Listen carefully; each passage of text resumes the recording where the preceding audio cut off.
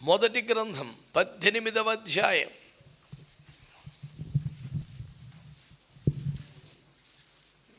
రాజుల మొదటి గ్రంథం 18వ అధ్యాయం 27వ వచనం చదివి ఆ వెంటనే 39వ వచనం చదవాలి. మధ్యాహ్నము కాగా ఏలియా, వాడు దేవుడై ఉన్నాడు, పెద్ద కేకలు వేయుడి, వాడు ఒకవేళ ధ్యానము చేయుచున్నాడేమో, దూరమును నున్నాడేమో, ప్రయాణము చేయుచున్నాడేమో, వాడు నిద్రపోచున్నాడేమో, మీరు ఒకవేళ లేపవలసి ఉన్నదేమో అని అపహాస్యము చేయగా, ఈ ప్రకారం అతడు అంతట జనులందరూ దాని చూచి సాగిలపడి యెహోవాయే దేవుడు, యెహోవాయే దేవుడు అని కేకలు వేసిరి. దేవునికి మహిమ కలుగునుగాక. ప్రభునందు ప్రియమైన దేవుని బిడ్డలారా, నా వైపు చూస్తూ శ్రద్ధగా దేవుని వాక్యాన్ని ఆలకించండి. ఈ సంవత్సరం ప్రభువు వారు మనకిచ్చిన వాగ్దానం, నేను నా పాదస్థలమును మహిమపరచుదును అని. పాదస్థలం అంటే మందిరం, మందిరం అంటే మనమే కనుక నేరుగా సూటిగా ప్రభు మాట్లాడుతున్న ఒక వాగ్దానం, నేను మిమ్మును మహిమపరచుదును అని. ఆరంభము నుండి మనం చెబుతూ వస్తున్నాం. ఇంకా వినని వారి కోసం, అర్థం చేసుకోలేని వారి కోసం మరలా చెప్తున్నాను. దేవుడికి మనము ఆరోపించే మహిమ వేరు, దేవుడు తన బిడ్డలకు ఇచ్చే మహిమ వేరు. సూర్యుని మహిమ వేరు, చంద్రుని మహిమ వేరు. మహిమలో వ్యత్యాసాలు ఉన్నాయి. దేవుడు తనకు చెందవలసిన మహిమను ఎవరికి చెందనివ్వడు, అందులో సందేహం లేదు. అలా ఆశించే దుష్ట హృదయం కూడా మనకు లేదు. కానీ దేవుడే తనను మహిమపరచుచున్న బిడ్డలకు మహిమను ఆపాదించుచున్నటువంటి ఒక త్యాగమూర్తిగా ఆరాధనలు అందుకుంటున్నాడు. దేవునికి స్తోత్రం కలుగునుగాక. హల్లెలూయా. కనుక దేవుడు ఎవరి మీదికి మహిమను పంపిస్తాడు అన్న చర్చలో మనము ధ్యానం చేసినప్పుడు, పరిశుద్ధపరచబడితే మహిమని, ప్రతిష్ఠింపబడితే మహిమని, ఈ రీతిగా మహిమ ఎక్కడికి వస్తుంది అనే ధ్యానాన్ని గత వారం చేశాం. ఈ పూట కూడా మరొక అంశాన్ని 4 ఆరాధనలు కూడా ధ్యానం చేస్తాం. గనుకనే మీరు తప్పకుండా ప్రతి సందేశాన్ని వినండి అని నేను చెబుతూ ఉంటాను. ఉదయకాలపు ఆరాధనలో ధ్యానం చేసినటువంటి అంశం ఏంటంటే, దేవుడు ఒక వ్యక్తిని అంగీకరిస్తేనే అతని అర్పణను అంగీకరిస్తాడు. కనుక మనము వ్యక్తులముగా దేవునికి అంగీకారం అయితే ఆటోమేటిక్గా దేవుని అగ్ని దిగి వస్తుందని చెప్పుకున్నాం. రెండవ సందేశాన్ని మనం చూస్తున్నాం. ఇక్కడ చదివించిన 2 వాక్యాల యొక్క సారాంశం ఏంటంటే, అగ్ని రాలేదు కనుక వారికి అవమానం, అవహేళన మిగిలింది.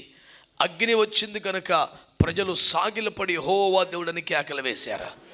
ఎక్కడ అవమానం ఉంది, ఎక్కడ అవహేళన ఉంది అంటే, ఎక్కడికి అగ్ని రాలేదో అక్కడ అవహేళన, ఎక్కడ మహిమ ఉంది అంటే ఎక్కడికి అగ్ని వచ్చిందో అక్కడికి ఆ ఘనత వచ్చింది.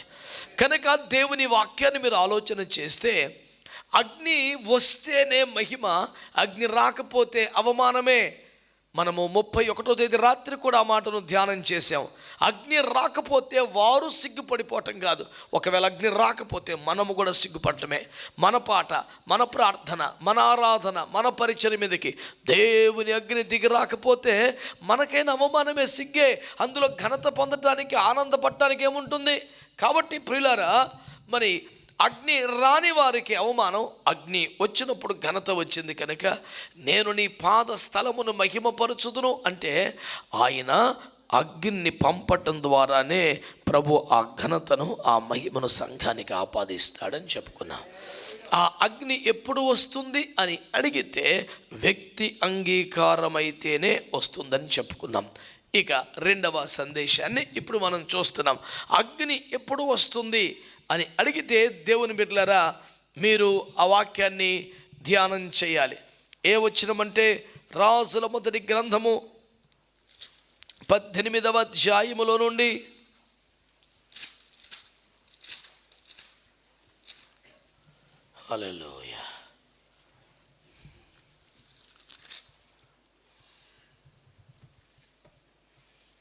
30వ వచనం దయతో. అప్పుడు ఏలియా నా దగ్గరకు రండని జనులందరితో చెప్పగా జనులందరూ అతని దగ్గరకు వచ్చిరి. అతడు క్రింద పడద్రోయబడి ఉన్న యెహోవా బలిపీఠమును బాగు చేసి, దేవుని బిడ్డలారా, దేవుని అగ్ని వస్తేనే మహిమ అనుకున్నాం కదా. అగ్ని రావాలంటే మొదట వ్యక్తి అంగీకరింపబడాలి అనేది మొదటి సందేశం. ఈ రెండవ సందేశం ఏమనగా, అగ్ని రావాలంటే పడద్రోయబడి ఉన్న పడిపోయిన బలిపీఠమును బాగు చేసుకోవాలి. అందరు మంచిగా ఆమేనని చెప్పండి పిల్లలు. నిశ్శబ్దంగా మౌనంగా వినకండి. అవునంటూ ఆమేనంటూ స్తోత్రం చెబుతూ ఏకీభవిస్తూ వినాలి. దేవునికి స్తోత్రం కలుగునుగాక. దేవుని వాక్యంలో రాయబడిన మాట, ఏలియా అగ్ని కొరకు మోకరించి ప్రార్థన చేయలా. ప్రభువా వాళ్ళకి రాలేదు, అవమానం అయిపోయింది, నన్ను అయితే అలా చేయకు ప్రభువా, అగ్ని పంపించని గోలబెట్టి అడవట్లా. అతను అగ్ని కొరకు ప్రార్థన చేయకుండా మొదట ఏం చేస్తున్నాడు, పడిపోయిన బలిపీఠాన్ని బాగు చేయడం స్టార్ట్ చేశాడు. బలిపీఠాలు పునర్నిర్మాణం చేస్తున్నాడు. కూలిపోయిన బలిపీఠాలు కట్టడం స్టార్ట్ చేశాడు. నీ జీవితంలో, నా జీవితంలో కూడా దేవుని అగ్ని దిగి రావటం ద్వారా ఒక మహిమ మన మీదకి, సంఘం మీదకి దిగి రావాలంటే మొదట మన బలిపీఠాలు బాగు చేసుకోవాలి. కూలిపోయిన బలిపీఠాలు బాగు చేసుకోవాలి. కూలద్రోయబడిన పడద్రోయబడిన బలిపీఠాలు బాగు చేసుకోవాలి. ఈ బలిపీఠమును గురించి ఒకటి రెండు మాటలు. ఏమిటి ఆ బలిపీఠాన్ని బాగు చేసుకోవడం అని అంటే, అది ఏ అనుభవం అని అంటే, ఒకటి రెండు మాటలు పరిశుద్ధ గ్రంథములో నుంచి నేను మీకు చూపిస్తాను. ఆదికాండం చూడండి ఒకసారి.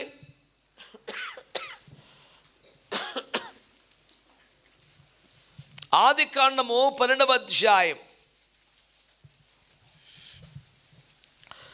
ఆదికాండము 12వ అధ్యాయం 8వ వచనం. అక్కడ నుండి అతడు బయలుదేరి బేతేలుకు తూర్పుననున్న కొండకు చేరి, పడమటనున్న బేతేలునకును తూర్పుననున్న హాయికిని మధ్యను గుడారము వేసి అక్కడ యెహోవాకు బలిపీఠము కట్టి యెహోవా నామమున ప్రార్థన చేసెను. బలిపీఠం అనగానే బైబిల్లో మొదట గుర్తొచ్చే వ్యక్తి అబ్రహాం గారు. దేవుడు అతనికి ఎప్పుడు ప్రత్యక్షమైనా, దేవుడు తనతో ఏం మాట్లాడినా అతడు ఇమ్మీడియట్గా ఇచ్చే రెస్పాన్స్ ఏంటంటే ఒక బలిపీఠం కడతాడు. దేవుడు ప్రత్యక్షమైనా, దేవుడు మాట్లాడినా, దేవుడు ఎలాంటి ఇంటరాక్షన్ జరిగినా అతను చేసే మొదటి పని వెంటనే ఒక బలిపీఠం కట్టడం. ఇక్కడ వాక్యంలో రాయబడిన మాట ఏంటంటే, అప్పటికి ఆధ్యాత్మిక జీవితంలో పెద్ద అనుభవాలు ఏమీ అబ్రహాంకు లేవు. ఇంకా అబ్రామే కదా, చిన్నప్పుడు అమ్మ చనిపోయింది, దారిలో నాన్న చచ్చిపోయాడు. పట్నం వెళ్ళి వ్యాపారం చేద్దామన్నాడు, దారిలోనే చచ్చిపోయాడు. ఇప్పుడు వెనక్కి వెళ్ళటానికి అన్నీ అమ్మేశారు, ముందుకు వెళ్ళటానికి ఏం తెలియట్లేదు. శూన్యములో కొన్ని బొమ్మలు తయారు చేసుకొని దేవుడు బొమ్మలో నెత్తి మీద పెట్టుకొని ఊరంతా అమ్ముకునే వృత్తిలో అవన్నీ వదిలేసి వచ్చి ఇప్పుడు ఎలా బ్రతకాలో అర్థం కాకుండా ఉన్న స్థితిలో దేవుడు తన స్వరం ద్వారా అబ్రాహామును పేరు పెట్టి పిలిచి మాట్లాడాడు. ఇంతవరకు తాను తయారు చేసిన దేవుళ్ళు తప్ప తనను తయారు చేసిన దేవుడు తెలియదు. ఇంతవరకు దేవుడి గురించి తానే మాట్లాడి, ఈ దేవుడు మీ ఇంట్లో ఉంటే మంచిది, మీకు కలిసి వస్తుందని చక్కని మాటల చేత వ్యాపారం చేయటమే తెలుసు, కానీ తనతో మాట్లాడే దేవుడి గురించి తనకు తెలియదు. ఆశ్చర్యపోయాడు. వెంటనే ఆ స్వరం అతన్ని ఆకర్షించింది. ఆ స్వరం మీద విశ్వాసం కలిగింది. ఆ స్వరం ఏం చేయమంటావు చెప్పన్నాడు. నేను చూపించే దేశానికి, చూపించే మార్గంలో ప్రయాణం చేస్తే నేను ఆశీర్వదిస్తాను నాన్న అన్నాడు. వెంటనే అన్నిటినీ అందరినీ వదిలిపెట్టి ఆయన చూపించే మార్గంలో ప్రయాణం చేయడానికి సంకల్పించాడు. ఆ మొట్టమొదటి ఇంట్రాక్షన్లోనే, మొదటి ఎన్కౌంటర్లోనే, మొదటి స్వరం విన్నప్పుడే అతను వెంటనే ఒక బలిపీఠం కట్టి యెహోవాకు ప్రార్థన చేశాడంట. దేవునికి స్తోత్రం కలుగునుగాక. చెప్పండి గట్టిగా హల్లెలూయా. నాలో నేను ఊహించుకుంటాను ఏమనంటే, ప్రభువా నువ్వెవరో నాకు తెలియదు, నేను ఎప్పుడు చూడలేదు, నీకేమీ చేయలేదు, కానీ నేను ఎప్పుడు కొలిచిన వాళ్ళు ఎవరో నా దగ్గరికి రాకపోయినా ఈ నిరాశ శూన్య స్థితిలో నువ్వెవరో నా దగ్గరకు వచ్చావు, నన్ను పేరు పెట్టి పిలిచావు, మా నాన్నలాగా ఆదరించావు, నాకు భవిష్యత్తు ఇస్తానంటున్నావు, నాకు ఒక దారి చూపుతానంటున్నావు, నన్ను ఆశీర్వదిస్తానంటున్నావు. మరి నేను బలహీన పడకుండా, నేను వెనకబడి పోకుండా ఈ రూట్లో సాగిపోయేలా సహాయం చేయమని ప్రార్థించుంటాడేమో. అతను ఒక బలిపీఠం కట్టి ప్రార్థన చేశాడు. మొత్తం మీద నేనేమంటున్నానంటే, అబ్రహాము కట్టినటువంటి ఆ బలిపీఠాన్ని ప్రార్థనా బలిపీఠం అనవచ్చు. ఎందుకంటే అతడు బలిపీఠం కట్టి ప్రార్థన చేసినట్లుగా వాక్యం చెబుతుంది. కనుక నేనేమంటున్నానంటే దేవుని అగ్ని దిగి వస్తేనే ఘనత, దేవుని అగ్ని రాకపోతే అవమానం, అగ్ని రానందున వారికి అవమానం, అగ్ని వచ్చినందున సాగిలు పడి దేవుని మహిమించే పరిస్థితి. నీ జీవితమైన నా జీవితమైన సేవైన దేవుని అగ్ని దిగి వస్తేనే మహిమ కదా. అగ్ని రావాలంటే వాక్యం చెప్తుంది కింద పడద్రోయబడి ఉన్న బలిపీఠాలను బాగు చేసుకోవాలా. అక్కడ అవసరం అగ్ని, కానీ అగ్ని కోసం ప్రార్థన చేయటం లేదు. ప్రభువాని కన్నీరు కాచట్లేదు, మొదట రిపేర్ చేసుకుంటున్నాడు, రెస్టోర్ చేస్తున్నాడు, బలిపీఠాన్ని బాగు చేసుకుంటున్నాడు. మనము కూడా పడద్రోయబడినా, కూలిపోయినా, శత్రువు కార్యముల వలన నాశనం అయిపోయినా మన బలిపీఠాలను మరలా కట్టుకొనగలిగితే, మన బలిపీఠాలు బాగు చేసుకోగలిగితే అగ్ని ఆకాశములో సిద్ధముగా ఉంది. దేవుడు ఎప్పుడు సిద్ధంగానే ఉన్నాడు. దేవుని ప్రేమ ఎప్పుడు కరువు కాలేదు, ఆయన హస్తము కొరచ కాలేదు, ఆయన ఎప్పుడు చెవులు మందమైపోయిన వాడు కాదు. ఆయన ఈ నాటికి అగ్నిని పంపి తన సత్తా నిరూపించడానికి రెడీగా ఉండే దేవుడే. అయితే మన బలిపీఠం ఎలాగుంది? ఏం బలిపీఠం అంటే మొదట ప్రార్థనా బలిపీఠం అనండి, కొంచెం గట్టిగానండి. ప్రార్థనా బలిపీఠం. బలిపీఠం అంటే సమర్పణ కదా, కొత్తగా ప్రార్థనా బలిపీఠం అంటున్నావేంటని విపరీతంగా కన్ఫ్యూజ్ అంత అవసరం లేదు. ప్రార్థన కొరకు సమర్పించుకోవటం అని, ప్రార్థన జీవితానికి సమర్పించుకోవటం అని. రోజుకు అరగంట చేస్తానో, గంట చేస్తానో, 3 గంటలు చేస్తానో, 7 గంటలు చేస్తానో, తెల్లవారుజామున చేస్తానో, రేయి మొదటి జాములు లేస్తానో, వారానికి ఒక పూట ఉపవాసం ఉంటానో, నెలకు ఒక రాత్రి అంతా చేస్తానో, మందిరంలో ప్రార్థన చేస్తానో, అనేకులతో కలిసి ప్రార్థనలు చేపిస్తాను. ఏదో ప్రార్థనకి సంబంధించిన ఒక సమర్పణ ఏదైతే ఉంటుందో అదే కదా ప్రార్థన బలిపీఠం. నేను అడుగుతున్నాను, దేవుని సంగమా, మీరు చెయ్యెత్తిన ఒక జవాబు చెప్పక్కర్లేదు, కానీ నీ ప్రార్థన బలిపీఠం ఎలా ఉంది? అసలు నీ జీవితంలో ప్రార్థన బలిపీఠం ఉందా? కట్టావా? దాని మీద దేవునికి అర్పణలు చేసి మహింపరిచావా? ఈ మధ్య ఒకవేళ బిజీలో పడి భక్తిహీనమై ఆ బలిపీఠం పడతురైబడిందా? వ్యక్తిగత ప్రార్థన బలిపీఠం ఉందా? కుటుంబ ప్రార్థన బలిపీఠం ఉందా? సంఘ ప్రార్థనలో, ఉపవాస ప్రార్థనలో ఉన్నావా? రాత్రంతా ప్రార్థన చేసే అనుభవాలు ఉన్నాయా? ఒకవేళ లేదనే జవాబు అయితే దాని అర్థం ఏంటంటే నీ బలిపీఠం కూలిపోయిందన్నమాట.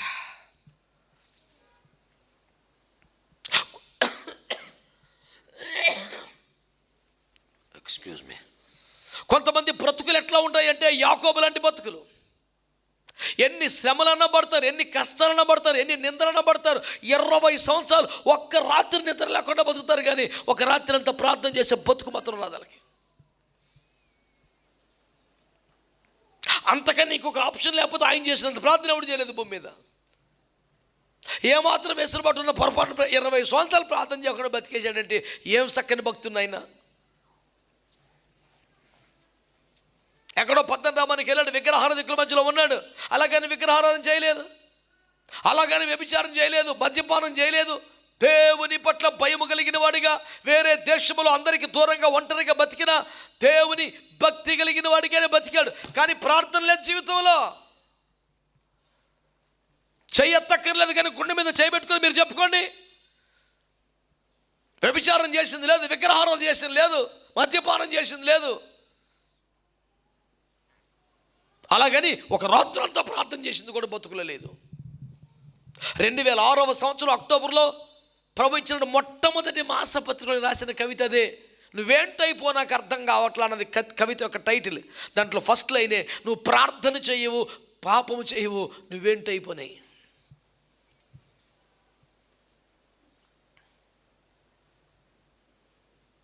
ఏంట్రా గోలా? నువ్వు ప్రార్థన చేయవు, పాపం చేయవు. పోనీ చెడిపోయినాడా, భ్రష్టుడా, పాపిస్తుడా అంటే కాదు. పోనీ ప్రార్థన చేస్తాడంటే చేయడు. మరి ఏం చేస్తాడు? ప్రార్థనకు వస్తాడంతే. ఎవరైనా చేస్తే ఆమేన్ అంటాడు. ఇంకా బాగా చేసేవాళ్ళు ఉంటే నా కోసం చేయబాబని ప్రార్థన చేయించుకుంటాడు. ఓరి నాయన, దేవుడు నాకెంత దగ్గర నీకెంత దగ్గర కదా. పరిశుద్ధుల ప్రార్థన, నీతిమంతుల ప్రార్థన బహుబలము కలిగిందని ఇతరుల ప్రార్థన సహాయం కోరడం తప్పనే అనడం వల్ల ఒకరి కోసం ఒకరు ప్రార్థన చేసుకొని బైబిల్ చెప్తుంది. ఒకరి కోసం ఒకరు ప్రార్థన అంటే అర్థం ఏంటి? నువ్వు కూడా చేసేవాడు అవి ఉండాలనే అర్థం. ప్రార్థన అవుట్ సోర్సింగా? ఎవరికైనా సందా ఇచ్చి ప్రార్థన చేయించుకోదు ఒక తెలివైన భక్తి. ప్రార్థన సహాయం కోరడం తప్పు కాదు, కానీ నువ్వు కూడా ప్రార్థన చేసుకోవాలని చెప్తున్నాను నేను.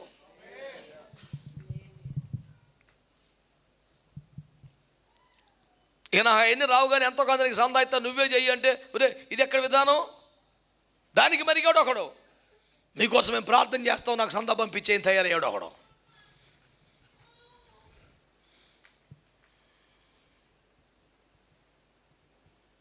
దేవుని సంగమా, దేవుని సేవకులారా, సూటిగా అడుగుతున్న ఈ వాక్యం వింటున్న వారందరినీ, నీ ప్రార్థన బలిపీఠం ఎలాగుంది? విచిత్రం, చాలామంది క్రైస్తవ కుటుంబాల్లో గమనిస్తున్నాను,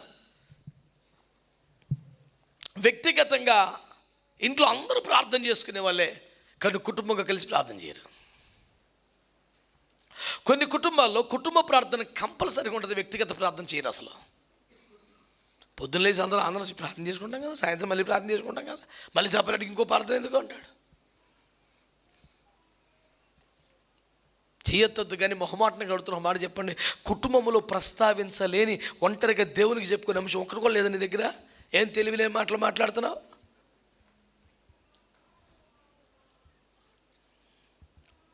నీకు దేవునికి మాత్రమే తెలిసి చెప్పుకునే బాధ, దుఃఖం, విషయం, బలహీనత లేదా? అట్లాంటి మనిషి ఒకడు ఉంటాడా భూమి మీద అసలు?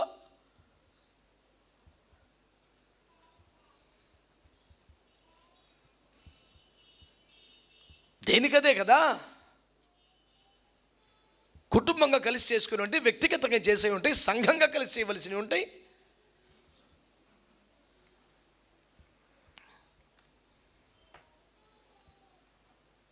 మొన్న మామూలు ఒకటి దగ్గర ప్రార్థన చేసుకుంటుంటే గంటలు గంటలు గంటలు ప్రార్థన చేస్తుంటే ఒక అనిర్వచనమైన ఆనందం కలుగుతుందట. కొన్ని దర్శనాలు కలిగాయండి, కథం చర్చ మానేశాడు. అదేమిటంటే, అసలు నేను ప్రార్థన చేసుకుంటే ప్రార్థనలో కూర్చున్నంటే దేవుని ఆత్మ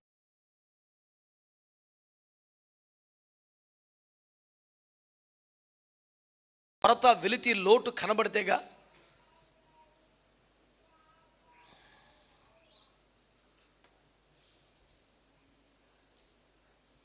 అసలు తిండే తింటలేదు అంటే త్యాగం అనుకుంటే అసలు ఆకలే పడతలేదంట. జబ్బే కది, నిగ్రహం కాదురా నాయన, జబ్బు వచ్చి పడిపోయింది నీకు.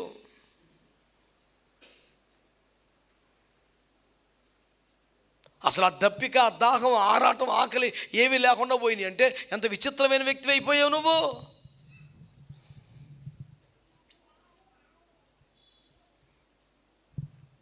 దావీదంట రేపు పొద్దున్న 4 ప్రార్థన చేసుకుందాం అనుకునేవాడంట. అలారం పెట్టుకున్నాడంట, దానికన్నా ముందే వెలుగు వచ్చేసి మొదలెట్టేసేవాడంట. ఆ ప్రార్థనలో ఏం చేయాలో ఈ రాత్రి అంశాలు రాసి పెట్టుకున్నాడు అంట. ఆ వాక్యం ద్వారా దేవుడిని నాతో బలపరిచిన తర్వాతే నేను IFJ విజ్ఞాపనోద్యమానికి ధూపద్రవ్యం అనే పేరు మీద ప్రార్థన అంశాలు 100 కొలది రాశాను. రేపు చేసే ప్రార్థన అంటే ఇవాళ రాత్రి అంశాలు రాసి పెట్టుకున్నాడంట. ఓ ప్రసంగం సిద్ధపడటం అన్న వరకే తెలుసు, కానీ ప్రార్థన సిద్ధపడటం కూడా ఉంటుందా అని ఆ వాక్యం ద్వారా నాకు అర్థమైనప్పుడు నేను అప్పటి నుంచి ప్రార్థన అంశాలు సిద్ధపరచడం. లాక్డౌన్ టైంలో 75 రాత్రులు కంటిన్యూగా ప్రార్థనలు ఆన్లైన్లో నిర్వహించినప్పుడు సుమారు 400 అంశాలు సిద్ధపరిచి దేవుని సేవకులకి ఇచ్చి అందరం కలిసి ప్రార్థనలు చేయడం జరిగింది.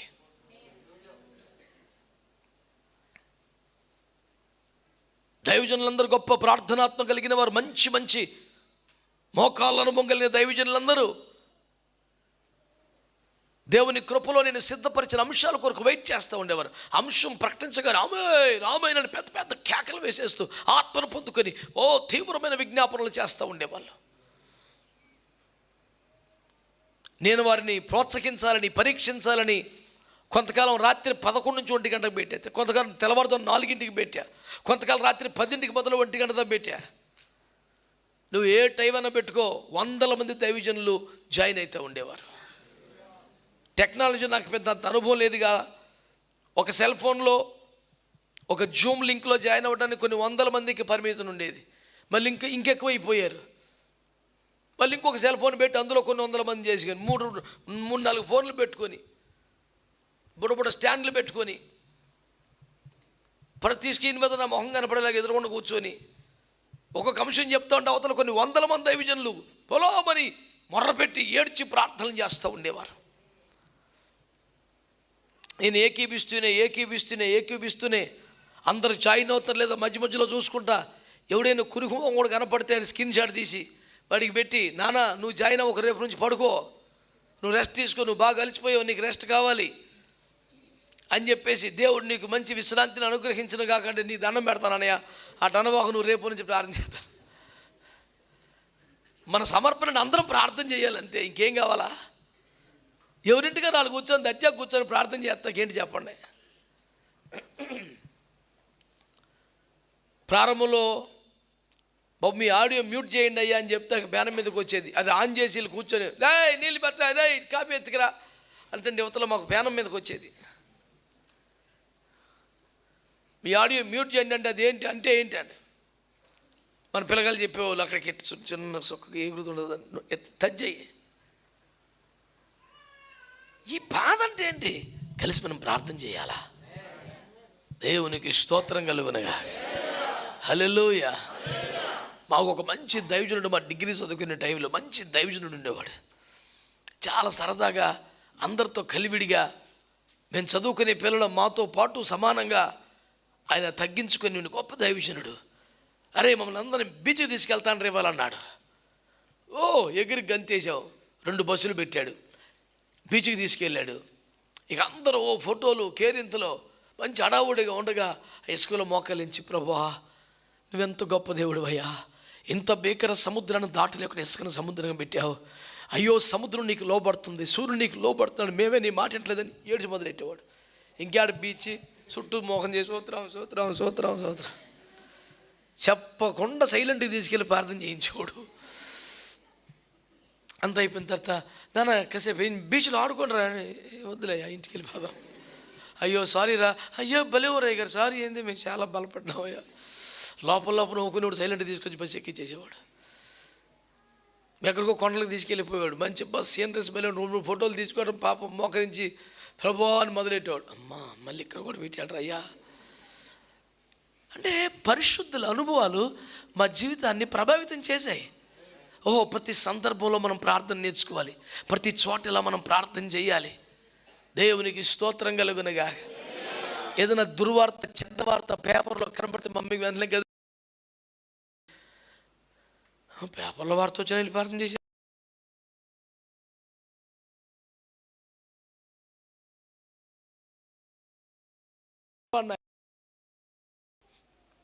ఆడి నువ్వే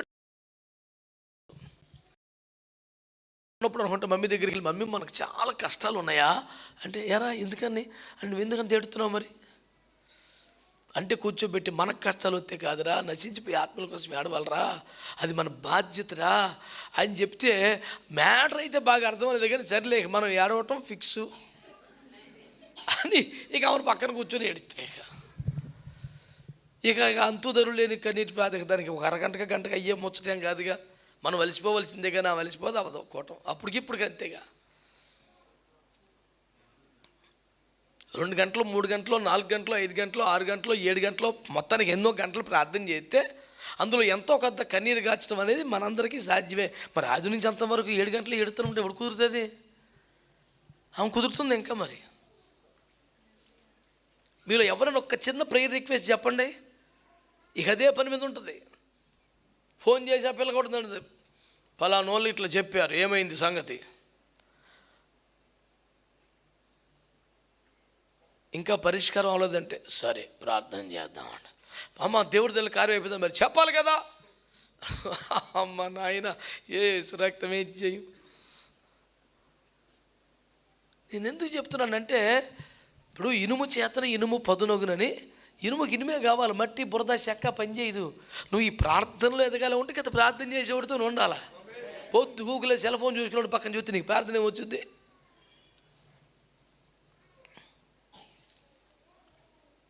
అదా మౌనం పట్టుతున్నారుగా భక్తులందరూ. దేవుడికి స్తోత్రం. మీ సౌండ్ రావాలంటే నేను అంటే ఏదో అనాలా. అందరూ స్తోత్రం చెప్పండి. అది లేకపోతే అస్సలా ఈ మందిరమును సౌండ్ ప్రూఫ్గా మార్చాలి మేము ఆశపడుతుంటే మీరు సౌండ్ లెస్గా చేస్తాక ట్రై చేస్తున్నారు. అమ్మో ఎంత దర్శనం వద్దు నాయన, మీకు దండం పెడతాను. ఎవరిని ఇంటి మీదకి వస్తే కటికి బూతులు తిడితే నేను పడతానులే, కానీ మీరైతే స్తోత్రం చెప్పండి. దేవునికి మహిమ కలుగునుగాక. హల్లెలూయా. మన ప్రార్థన బలిపీఠాలు సరి చేసుకోవాలి. వ్యక్తిగత ప్రార్థన బలిపీఠం కూలిపోయిందేమో, కుటుంబ బలిపీఠాలు లేవేమో, ప్రార్థన బలిపీఠాలు సంఘ ప్రార్థనలో బాగా వీక్ అయిపోయామేమో. ప్రియులారా, మనం ప్రార్థన చేద్దాం. ప్రభువా, నా బలిపీఠాన్ని సరి చేసుకుంటాను. వ్యక్తిగత ప్రార్థన, కుటుంబ ప్రార్థన, సంఘ ప్రార్థన బలిపీఠాలు, ఉపవాస ప్రార్థన బలిపీఠాలు, సంపూర్ణాత్య ప్రార్థన బలిపీఠాలు నేను సరి చేసుకుంటాను. ప్రభువా, నా మీదికి, నా బిడ్డల మీదికి, నా కుటుంబం మీదికి, సంఘం మీదికి నీ మహిమను పంపించు నాయన. నువ్వు వాగ్దానం చేసావు, నువ్వు సిద్ధంగానే ఉన్నావు. నేనే బలిపీఠం సరి చేసుకోవాలి. ఈరోజు మరలా మాట్లాడావు. ఈ ప్రార్థన బలిపీఠాలు సరి చేసుకుని కృపమని ఒక మాట మీరు సీరియస్గా నిర్ణయం చేసుకోండి. కృపగల దేవుని ఆత్మ సహాయం చేస్తాడు. హల్లెలూయా. మరొక మాట చదువుదాం ప్రియులారా.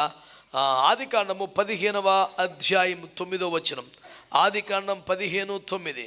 ఆయన 3 ఏండ్ల పెయ్యను, 3 ఏండ్ల మేకను, 3 ఏండ్ల పొట్టేలును, ఒక తెల్ల గువ్వను, ఒక పావురపు పిల్లను నా యొద్దకు తెమ్మని అతనితో చెప్పాను. అతడు అవన్నీ తీసుకొని వాటిని నడుమకు ఖండించి దేని ఖండమును దాని ఖండమునకు ఎదురుగా నుంచెను. దేవునికి స్తోత్రం చెప్పండి. హల్లెలూయా. స్వయంగా దేవుడు బలి అర్పణ సిద్ధం చేయమని మాట్లాడాడు. స్వయంగా దేవుడు బలి అర్పణ సిద్ధం చేయమని మాట్లాడాడు. వెంటనే అబ్రాము బలి అర్పణ చేసేసాడు. మీరు జాగ్రత్తగా వెళ్ళాలి. ఈ సందర్భం ఏంటి? చాలా విచిత్రం. ఈ సందర్భం ఏంటి? ఎన్ని యుద్ధాలు చేసినా, ఎన్ని విజయాలు చేసినా, యోగ్యంగా బలలో పాలు పొందినా, దశంభాగం మెల్కీసెదెకు చేతిలో డైరెక్ట్గా పెట్టినా, ఎంత చేసినా నాకు వారసులు లేడుగా. ఈ దమస్కు వాడైన ఎలియాజరే వారసుడు అయిపోయేలా ఉన్నాడుగా. ఎంత కష్టపడితే, ఎన్ని యుద్ధాలు చేస్తే, ఎంత సంపాదిస్తే ఏం సుఖం అని బాధగా తన గుడారములో చిన్న గుడిసెలో కూర్చున్నాడు. దేవుడిని యెహోవా ఆ గుడారములోనికి వచ్చాడంట. గుడిసెలోనికి వచ్చాడు. నువ్వెంత దీనస్థితిలో ఉన్నా, ఎంత తక్కువ పరిస్థితిలో ఉన్నా, అక్కడికి నడిచి వచ్చే ఒకే ఒక్క దేవుడు మన ప్రభువైన యేసుక్రీస్తు. ఆ గుడారము లోపల అబ్రహాముని అంట చేయి పట్టుకొని బయటికి తీసుకొచ్చాడు.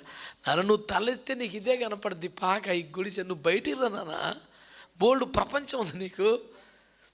చాలాసార్లు మనం ఒక లిమిటెడ్ విజన్లో ఉండిపోతాం. అంతకన్నా బియాండ్ దట్ నథింగ్. మన బోర్డే నథింగ్ బియాండ్. ఇక ఇంతకన్నా ఏమి లేదు, ఇంతేనా జీవితం, ఇక ఇంతే, అవతల ఇంకేమి లేదని. ఏమండి, దేవుడు బయట చూడు, నక్షత్రాలు లెక్కబెట్టు, చేయబట్టి నడిపెట్టి సముద్ర ప్రాంతాన్ని తీసుకెళ్ళి చూడు, ఇసుక నేను లెక్కబెట్టు అని నీ సంతానం ఇలా చేస్తాను. ఆకాశ నక్షత్ర సమానమైన సంతానం అంటే ఆత్మీయ బిడ్డలు. సముద్ర ఇసుక రేణువులందరంటే శారీరక సంతానం. అంటే నీకు శారీరక సంతానం ఇస్తాను, ఆత్మీయ సంతానం కూడా ఇస్తాను. అది కూడా నక్షత్రాలకు సరిపడా. ఇసుక రేణు అంత లెక్క పెట్టినంతమంది ఈ రోజున అది అబ్రహాం గారికి నెరవేరింది లేదా మీరే చెప్పండి. అంత వాగ్దానం దేవుడు చేసి బలి అర్పణకి ఏర్పాట్లు చేసుకో అన్నాడు. నువ్వు వాగ్దానం చేయటానికి వచ్చావు, ఏం చేయమన్నావు? ఇదేంది అంటే అప్పుడు ఆయన ఏం చేశాడంటే గవగవా బలి సిద్ధం చేశాడు. ఈ మాటలు మీరు గుర్తుపెట్టుకొని గతంలో అనేకసార్లు మనం చెప్పుకున్నాం. ఆ ఖండించబడ్డ కళేబరముల మధ్య ఎవరు నడుస్తారో వారి నిబంధన చేసినట్టు లెక్క. ఇర్మియా గ్రంథం నుంచి మనం పలుమార్లు మాట్లాడుకున్నాం. అయితే అకస్మాత్తుగా దేవుడు అబ్రహాముకి గాఢ నిద్ర కలుగజేసి ఆ ప్లేస్లో తాను నడిచి, ఒక అగ్నిగా దేవుడు నడిచి అబ్రహాం ప్లేస్లో తన నిబంధన చేశాడు. ఎందుకంటే ఆ ఖండించబడ్డ కళేబరముల మధ్య నడిస్తే నిబంధన చేసినట్టు, అగ్రిమెంట్ మీద సంతకం పెట్టినట్టు. మరి సంతకం అయిపోయిన తర్వాత ఇప్పుడు తీర్చపోతే ఎట్లా ఉంటుంది? నా పరిస్థితిలాగా ఉంటుంది. మీకు అర్థమైందా? సంతకం పెడితే ఎట్లా ఉంటుంది? ఇప్పుడు అబ్రహాం ఒకవేళ సంతకం పెడితే, నిబంధన చేస్తే, అబ్రహాము కుటుంబంలో ఎవరైనా నిబంధన మీరితే ఆ పనిష్మెంట్ అతని మీదకి వస్తుంది. అందుకని దేవుడు అకస్మాత్తుగా తన గాఢనిద్ర కలుగజేసి తాను సంతకం పెట్టాడు. అక్కడ ఎక్కడనే ఉంటుందా? అగ్రిమెంట్ మీద 2 సంతకాలు కూడా పెడతాడా? ఒక్క యేసయ్యకే సాధ్యం. తన వంతు తనే చేశాడు, మన వంతు తనే చేశాడు. అందుకు కదా జీవితాంతం ఆయన ప్రేమకు బానిసలమైపోయి ఉన్నా లేకపోయినా, తిన్నా తినకపోయినా దేవుణ్ణి ఆరాధించడానికి మన మనసు ఆరాటపడుతుందంటే ఆ త్యాగం అర్థం చేసుకున్నాం కనుక. ఆ త్యాగం లేకపోతే మనం ఇలా లేము అనే సంగతి మనకు అర్థమైపోయింది కనుక. మనం సంతకం పెట్టవలసిన, మనం పూట పడవలసిన చోట తాను పూట పడ్డాడు. దేవునికి స్తోత్రం కలుగునగా. హల్లెలూయా. అకస్మాత్తుగా దేవుడు దాని మీద నడిచి సంతకం పెట్టాడు. అంటే ఇజ్రాయేలు అబ్రహాము సంతానం ఫెయిల్ అయితే పనిష్మెంట్ ఎవరి మీదకి రావాలి? ఇప్పుడు దేవుని మీదకి. అందుకని మానవ జాతి పతనానికి సిలువలో యేసయ్య జరిమానా కట్టాడు. ఆయన నిబంధన నడిచేసిన కార్యం. అయితే దేవుని బిడ్డలారా, దేవుడు తన వాగ్దానాన్ని చేస్తూ ఇది నెరవేరినట్లుగా నువ్వేం చేయాలి? ఒక నిబంధన చేయాలని మాట్లాడాడు. గుర్తుపెట్టుకోండి. అందుకే ఆ బలిపీఠానికి నేను కేవలం వాగ్దాన బలిపీఠం అనట్లేదు, అది నిబంధన బలిపీఠమని నేను దేవుని సన్నిధిలో మీకు జ్ఞాపకం చేస్తున్నాను. ఒకటి ప్రార్థన బలిపీఠం, రెండవది నిబంధన. దేవునితో నువ్వు ఎప్పుడైనా ఒక నిబంధన చేసావా? ఎప్పటికప్పుడే చేస్తున్నాను బాబు. ఇంకా గట్టిగా చెప్పాలంటే తిప్పలొత్తి ఇంకెక్కువ చేస్తుంటారు. ప్రభు ఈ ఒక్క ఆపదను గట్టెక్కించేస్తే రక్తమే జయం. హల్లెలూయా. యాకోబు ఆత్మ వచ్చేది ఒక్కసారి మన మీదకి. దేవుడికి ఆఫర్ పెడతాడు, నువ్వు కానీ హెల్ప్ చేసి పెట్టు, నీకు చర్చి కట్టి పెడతా. అమ్మ బాబోయ్, ఇప్పుడు ఎలాగైనా నీ చేతులతో గుడి కట్టించుకోవాలని తిప్పలబడి దేవుడు ఎట్లా కట్ట సపోర్ట్ చేయాలా? ఎందుకంటే నువ్వు తప్ప ఆయన దేవుడు గుడి కట్టేవాళ్ళు లేరు ఆయనకి పాపం.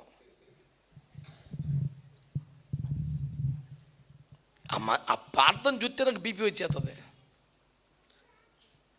వెనకాలాడు తరుముకొత్తనాడు కత్తేసుకుని, ఎదరికెళ్తే దిక్కు దివానం లేదా, అక్కడుండి ఏ పురుగు గరిచేద్దో ఏ మృగం చీర్చేద్దో అంత భయంకర పరిస్థితిలో దేవుడు ప్రత్యక్షమై మీది నుండి ఒక దారేసి నిచ్చినేసి, నాన్న నీకు తోడుగా ఉంటానరా, ఎప్పుడు దాకా నేను నీకు చెప్పిన వాగ్దానాలను నేను నెరవేరే వరకు నీకు తోడుగా ఉంటానరా అని ఎంత చెప్తే చాలయ్యా, ఈ జీవితం నీకు అంకితం, ఇంకేం కావాలి నాకు అనాలిగా మనిషి అటంట్లా. అటు కాదు కానీ నేను పని మీద వెళ్తున్నా. ఏంటో పెద్ద పని?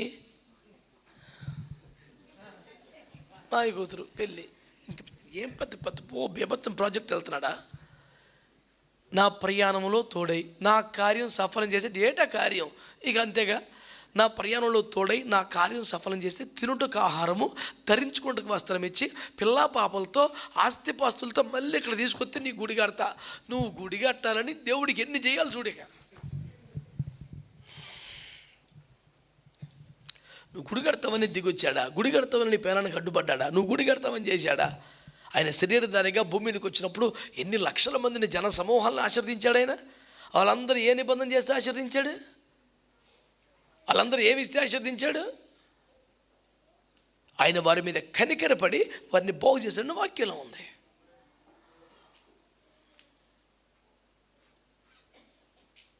ఈ ఆపద ముక్కల ప్రార్థన కాదు. నువ్వు గండం గట్టెక్కితే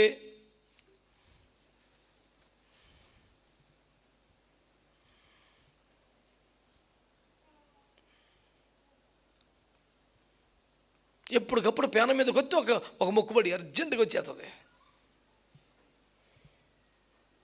మొక్కుబడి చేస్తూ ప్రార్థన చేయటాన్ని వ్యతిరేకించి మాట్లాడట్లా. అసలు అది విధానం కాదు కదా. పేకల మీదకి వచ్చాక ఏదో ఒకటి కంగారపడి చేయటం ఎంత పని? ఒక రెగ్యులర్గా భక్తి ఉండాలిగా, రెగ్యులర్గా ప్రార్థన చేయాలిగా. దేవునితో నీకు సంబంధం ఆపద వచ్చినప్పుడా? ఎవడైనా సరదాగా పోలీస్ స్టేషన్కి వెళ్తాడా? ఎవడైనా సరదాగా వారం హాస్పిటల్ పడుకొని వస్తాడా? అవి అవసరం అయితే తప్ప మరి దేవుడు కూడా అట్టంటాడా? పేకల మీద కొత్త వస్తావు మందిరానికి.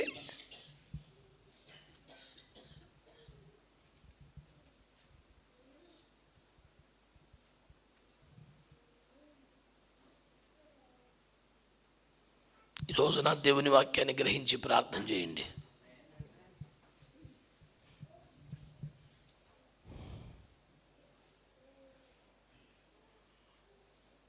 మన జీవితంలో కూడా మొక్కుకోవటం, తర్వాత చేయలేకపోవటం. ఈ సంవత్సరం ప్రభు 10 అధ్యాయాలు చదివేస్తాను రోజు అంటాం. మొదటి 3 రోజుల తర్వాత 4 రోజులు 5 అధ్యాయాలకు వచ్చేయటం, ఆ తర్వాత 1 అధ్యాయానికి వచ్చేయటం. ప్రపంచం తల కింద ఈ మొదటి జామునే అంటాం, 3 రోజులకే మురిసిపోవటం. మన నిబంధన బలిపీఠాలు కూలిపోతున్నాయి. దేవునికి మాటిచ్చి తప్పిపోతున్నాం. యెఫ్తా అంటాడు, అయ్యో బిడ్డ, యెహోవాకు మాట ఇచ్చున్నాను, వెనుక తీయలేను అంటాడు. ఏం మాట ఇచ్చావు? నా ఇంట్లోంచి ఏది ఎదురొస్తే దాన్ని బలిస్తానని ఇచ్చాడు. ఏకైక కుమార్తె ఎదురొచ్చింది. అమ్మో నా వల్ల కాదు, ఏదో పరిహారం ప్రార్థన చేసుకుంటాను అనలేక దేవునికి మాట ఇచ్చాను, నేను వెనక్కి తీయాలంటే ఆ పిల్ల ఎవరి తండ్రికి నిన్ను ఎవడు మొక్కమన్నాడు? అసలు నన్ను సమర్పించే అధికారం నీకెవడు ఇచ్చాడు? నాకు మనసు లేదా? నాకు టేస్ట్ లేదా? అసలు నేను మనిషిని కాదా? నేను మర్రబొమ్మనా? ఇన్నంటల్లా అయ్యో యెహోవాకు మాట ఇచ్చావా తండ్రి, అలాగే చేయి. ఎంత అద్భుతమైన బిడ్డలండి. దేవునితో నిబంధన చేస్తే ఎంత సీరియస్గా ఉండాలి. నాకు కొడుకునిస్తే నీ సేవకిస్తాని హన్నా ప్రార్థన చేసింది. కొడుకునిస్తే పట్టుకొచ్చి పాలు మరిచిపోగానే గుళ్ళో దిగబెట్టి, అయ్యా నీ ఎదుట మనవి చేసిన ఆ స్త్రీని నేనే, యెహోవా నా ప్రార్థనలు విని ఆలకించిన కుమారుడు ఇతడే, బ్రతుకు దినములనుట వీడు యెహోవాకు ప్రతిష్ఠితుడని అక్కడ పెట్టొచ్చేసింది. నేను అడుగుతున్నాను, మన నిబంధన బలిపీఠాలు బాగున్నాయా, పడిపోయినాయా? ఒకసారి చెక్ చేసుకోండి. బలిపీఠాలు బాగు చేసుకుంటే అగ్ని దిగి వస్తుంది. దేవునికి స్తోత్రం కలుగునగాక. హల్లెలూయా. ఆదికాండం 22:9 చదువుదాం. అలాగూ వారిద్దరూ కూడి వెళ్ళి దేవుడు అతనితో చెప్పిన చోటికి వచ్చినప్పుడు అబ్రహాము అక్కడ బలిపీఠమును కట్టి కట్టెలు చక్కగా పేర్చి తన కుమారుడకు ఇస్సాకును బంధించి ఆ పీఠము పైనున్న కట్టెల మీద ఉంచెను. స్తోత్రం. హల్లెలూయా. ఈ బలిపీఠాన్ని మనం సమర్పణ బలిపీఠం అని మాట్లాడుతున్నాం. ఆమేన్. ఏవిడు సమర్పిస్తున్నాడండి? తన ఏకైక కుమారుణ్ణి. నీకంటే ఎక్కువేది కాదయ్యా. నీవడిగితే ఇంక తిరిగే ఉన్నదా? అమ్మ బాబోయ్, పైగా నిన్నగాక మొన్న వచ్చాడు, 25 ఏళ్ళ మట్టి నీతో నడుస్తున్నాను నేను. అబ్బే, వీడు లేని కాలంలో కూడా నువ్వు ఉన్నాను, కానీ నువ్వు లేకపోతే ఉండలేను బాబు, నా వల్ల కత్తి చేసుకో, నాకు వద్దు, నువ్వు కావాలి నాకు.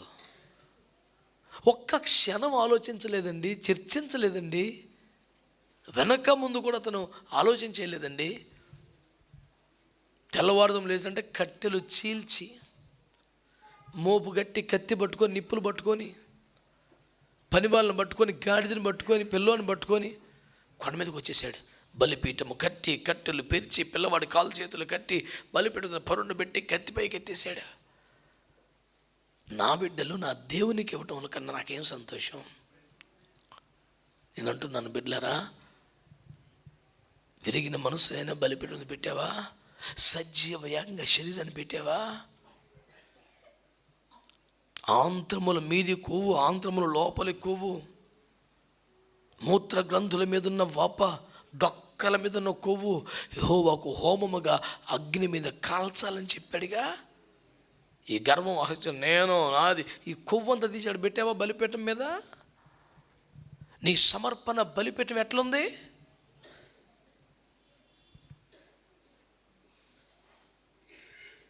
ఈరోజున దేవుడు తన వాక్యం దానితో మాట్లాడుతున్నాడు.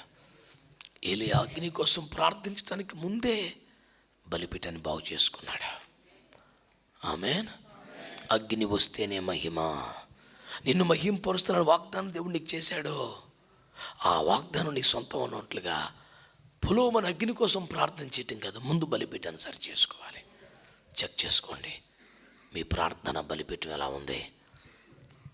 మీ నిబంధన బలిపీఠం ఎట్లా ఉంది? మీ సమర్పణ బలిపీఠం ఎట్లా ఉంది? ఈ బలిపీఠాలు సరి చేసుకుంటే అగ్ని దిగి వస్తుంది. నీ దేవుని ప్రేమ నిరూపించబడద్ది, నీవేంటి కూడా నిరూపించబడద్ది. ఏలియా చేసిన ప్రార్థన గుర్తుందా? నీవే దేవుడు అనియో, నీ సెలవు చేతనే ఇవన్నీ నేను చేస్తున్నాననియో నిరూపించు ప్రభు అన్నాడు. దేవుడు నిరూపించబడాలి, మనము కూడా దేవుని బిడ్డలుగా నిరూపించబడాలి. ఇది ఒక అగ్ని చేతనే సాధ్యమవుతుంది. బలిపీఠాలు బాగు చేసుకుందాం. దేవుడు మనందరినీ ఆశీర్వదించునుగాక. ప్రార్థన చేసుకుందాం. Thank you lord.